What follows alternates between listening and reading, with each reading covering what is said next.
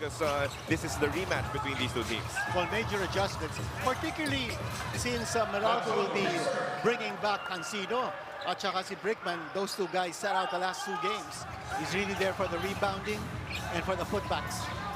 Tayo papalit sa kanya. Ito na naman. Yan Sanggala. Hester. Meanwhile, Antonio Hester scoring another bucket inside. Si Meralco magkakaroon ng pagkakataon dagdagan itong 4 na puntos na kalamangan. Poposte itong si Antonio Hester. Import kontra import. Sinusukat ni Hester. Biglang tumira. Face-up jumper is good. That's not supposed to be from his second and third units. 17 bench points so far for Magnolia. And Meralco only 10. Ito, tumitira na sa labas si Hester kasi hindi siya makapasok. Good contribution from De La Rosa. 7 points now in this contest.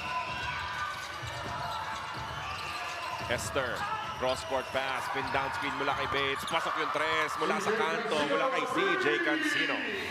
When Ian Sangalan sets that high pick, you know he's gonna roll. At bibigyan siya ng pasa. Hester. And he will score. They really like to run that pick and roll that time. Jerome Lastimosa at saka si Ron De La Rosa. Here we go. Pero unang tikim ng kalamangan para dito sa Magnolia Chicken de Platos hot shots. Hester, reverse layup.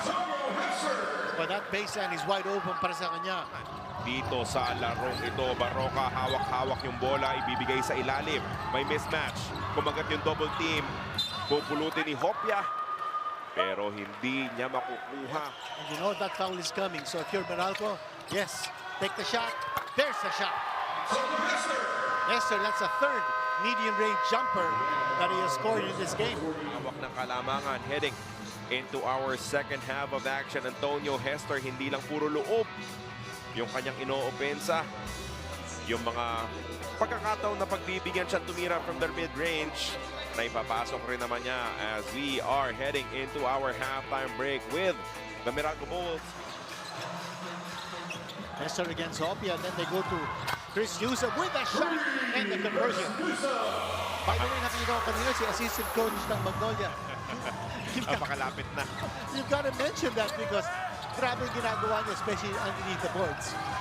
Oh, Hester there with a steal. Brickman's got to take this. And he does. Yusuf nasa ilalim, naghanap pa ng pasa papunta kay Hester. Muntik maagaw.